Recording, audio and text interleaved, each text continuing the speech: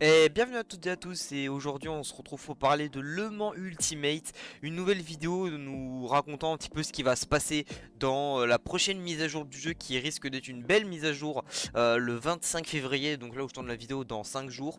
On a beaucoup d'améliorations et de changements qui vont faire leur apparition dans Le Mans Ultimate et on va faire cette petite vidéo pour voir ensemble un petit peu les modifications qui vont être apportées au jeu et faire un petit point sur ce jeu en fait après maintenant un an officiellement depuis sa sortie en version anticipée. Vous le savez ou pas si vous avez suivi un petit peu l'actu du jeu, mais le jeu a énormément évolué en fin d'année avec l'arrivée d'Interlagos et des GT3. Il y a d'autres contenus qui arrivent aussi, mais c'est le contenu vraiment principal qui a donné cet élan, les GT3 dans le jeu, puisque beaucoup de personnes attendaient les GT3. Cette McLaren que vous voyez à l'écran qui nous avait été donnée gratuitement, ça aussi c'était un vrai beau geste. Et puis toute cette apparition externe au jeu avec les championnats en ligne, le fait de pouvoir créer des serveurs et puis d'avoir voilà, moi ce championnat en ligne avec cette formule d'abonnement, c'était quand même quelque chose qui était assez entre guillemets pas novateur en soi, mais qui est une très bonne feature à implémenter au jeu puisque vraiment ça plaît énormément. Les championnats G3 qu'on fait souvent sur Twitch d'ailleurs, hein, vous pouvez les voir sur ma chaîne Twitch, souvent on fait ce genre de petits championnats. Et puis voilà, c'était assez intéressant quand même d'avoir ce genre de feature. Mais ce qui est intéressant surtout, c'est l'annonce des nouvelles GT3 qui vont arriver dans le jeu. On avait pas mal de GT3 déjà, mais on savait que l'équipe de développement nous prévoyait de sortir la totalité des GT3 dans le jeu parce que voilà c'est ce qu'on veut. Et voilà, vous le voyez à l'écran, on a la Porsche qui va faire son apparition, tout comme l'Aston Martin. Et puis, si je dis pas de bêtises, il y a aussi la toute dernière Ford Mustang qui va sortir. Et la Ford Mustang devrait être gratuite. Elle va sortir de manière gratuite dans le jeu. Donc ça c'est plutôt cool. Si vous voulez vous essayer un peu au GT3, si vous n'avez pas acheté le contenu forcément, vous allez pouvoir essayer la McLaren et la Ford Mustang qui sont gratuites. Et donc c'est hyper intéressant parce qu'on commence à avoir beaucoup de contenu qui arrive. On commence vraiment à avoir un jeu qui est quasi presque complet, quasi presque fini. Il manque encore 2-3 voitures. Je crois qu'il manque encore 2 GT3. Mais ça, on verra si dans le futur on va pouvoir les avoir. Mais il y a aussi cette nouvelle version du tailleur modèle des GT3 qui devrait arriver sur les GT3 en premier temps, qui a été développé avec des pilotes réels en fait, donc qui donne vraiment cet aspect hyper réaliste au jeu.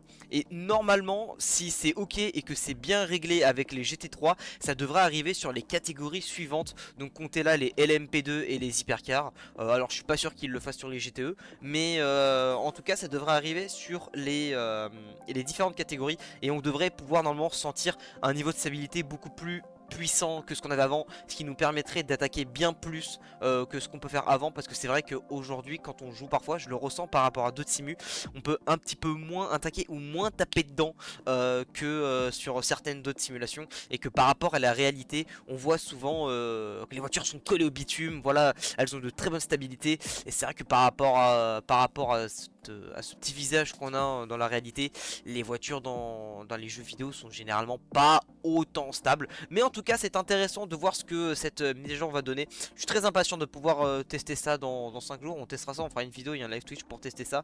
Mais je pense vraiment que ça va vraiment être plutôt pas mal. L'autre nouveauté également, c'est les nouveaux circuits, les nouveaux track layout. Alors ce ne sont pas de nouveaux circuits dans le jeu, mais en fait c'est des nouveaux circuits dans les circuits existants. Je m'explique, un petit peu à l'image de ce qu'on avait sur les jeux de Formule 1 à l'ancienne. Là vous pouvez le voir avec des images, par exemple à Fuji. Dans le dernier secteur, le troisième secteur, la chicane de Fuji a été retirée pour faire un layout différent. Là c'est pareil pour Monza, on peut aller tout droit maintenant sans forcément utiliser la première chicane. Pareil pour Spa, Spa il n'y a pas de layout différent parce qu'on peut pas le faire. Par contre il y a maintenant les pits, les stands endurance qui permet de faire des courses avec plus de 60 voitures maintenant. Et le voyez aussi à l'image aussi sur Sebring.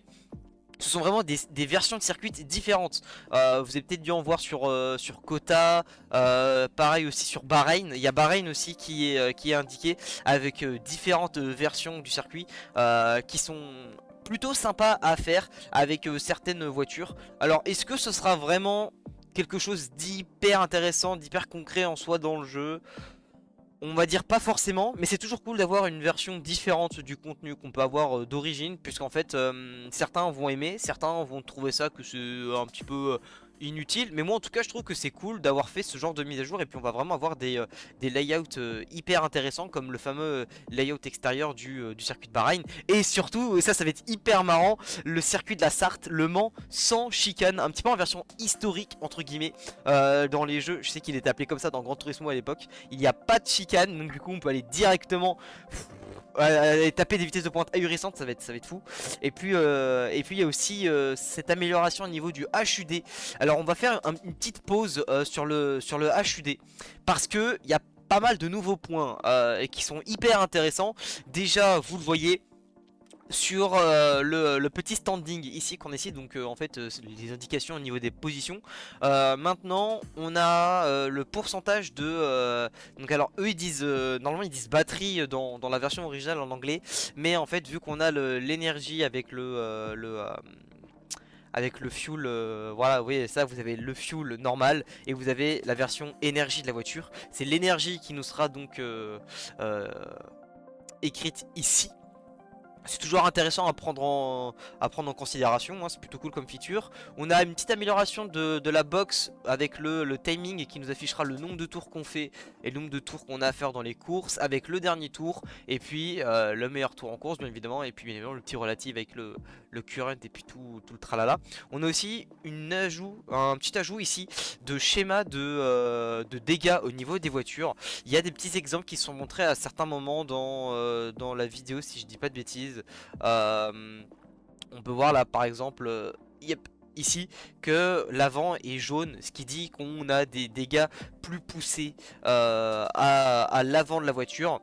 Et puis on a aussi cette nouvelle ajout au niveau du relative, qui nous indique si la voiture avec laquelle on se bat elle est bien dans notre tour ou non. Par exemple, les voitures qui sont indiquées d'un bord rouge sur les bords seront en fait pour nous indiquer que cette voiture a des tours d'avance sur nous, et ceux qui sont bleus c'est des voitures qui seront retardataires par rapport à nous. Donc voilà, en vrai c'est des features qui sont plutôt intéressantes. Ouais, on peut le voir ici, ça c'est assez intéressant au niveau des dégâts des voitures.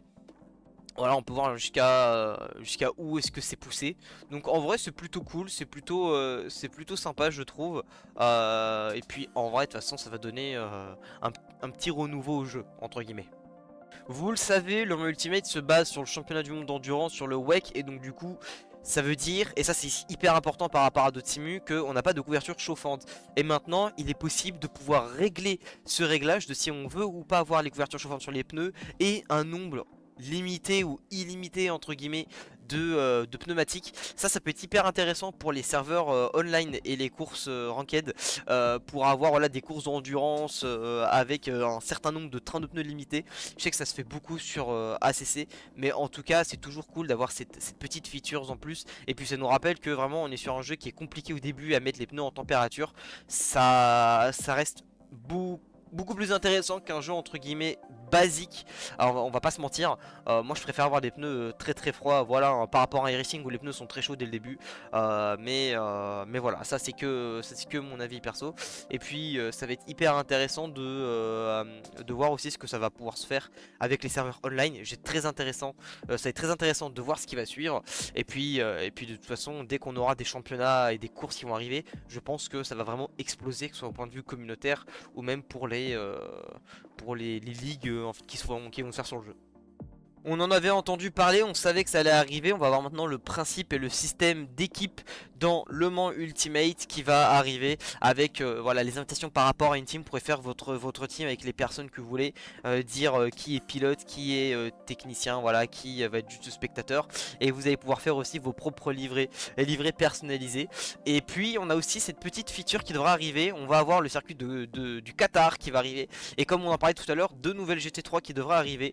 Donc normalement, au niveau des GT3, si je dis pas de bêtises, on devrait avoir l'apparition de deux nouvelles GT3 contenant la Lamborghini Huracan Evo 2 LM GT3 normalement, qui devrait arriver dans le jeu. Donc en tout cas moi je suppose que c'est cette voiture qui devrait arriver parce que elle nous manque dans le field complet de GT3. Et puis en dernière voiture il y a la fameuse Lexus, là, alors le nom est toujours un peu particulier, mais je crois que c'est RFC LMGT3. Bon, vous pouvez me dire si je me suis trompé dans les commentaires. C'est une voiture aussi qui devrait arriver, qui a été mis en place par Acodis, Acodis SP dans le championnat d'endurance. Ça va être intéressant là aussi de voir ces deux nouvelles GT3. Je suis plus intrigué de la Lexus que par la Lamborghini. Je suis un peu moins fan de la Lamborghini et je suis un peu plus fan déjà de la Lexus.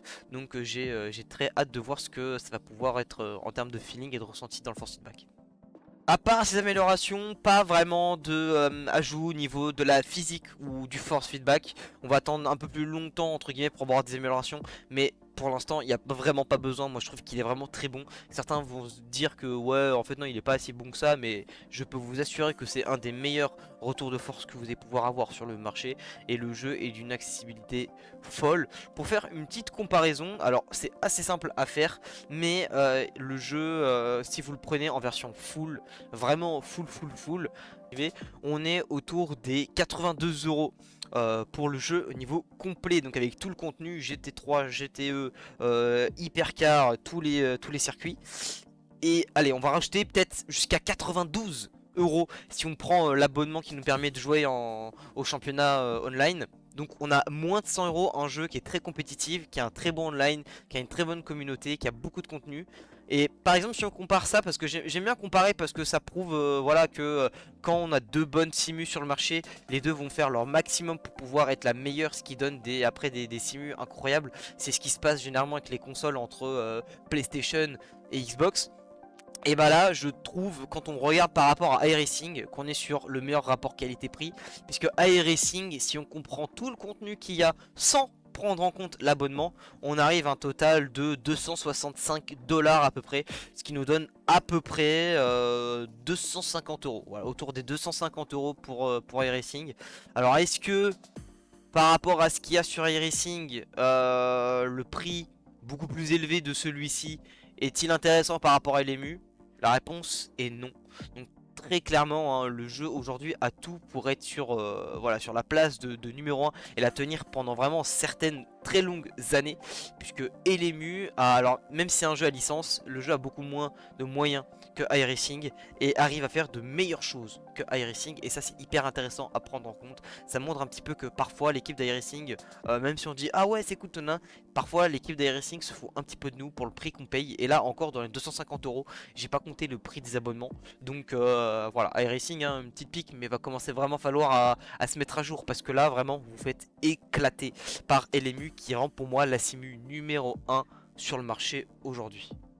Bon, c'est à peu près tout ce qu'on a aujourd'hui voilà, pour cette petite vidéo d'annonce. Je voulais un petit peu, alors pas faire la traduction de mot par mot, mais voilà, vous traduire un petit peu ce qui va arriver pour ceux qui n'auraient pas forcément compris et vous expliquer un petit peu ce qui va arriver. Ça fait un an maintenant que le jeu est sorti, il s'est imposé maintenant en tant que numéro 1. Pour moi, je pèse mes mots, c'est vraiment le jeu auquel il faut jouer aujourd'hui en sim racing et il est vraiment exceptionnel. Donc très hâte de tester ça. Je rappelle, le 25 février 2024, on fera un petit live Twitch, voilà pour tester ça, puis j'en ferai une petite vidéo review pour tester le contenu.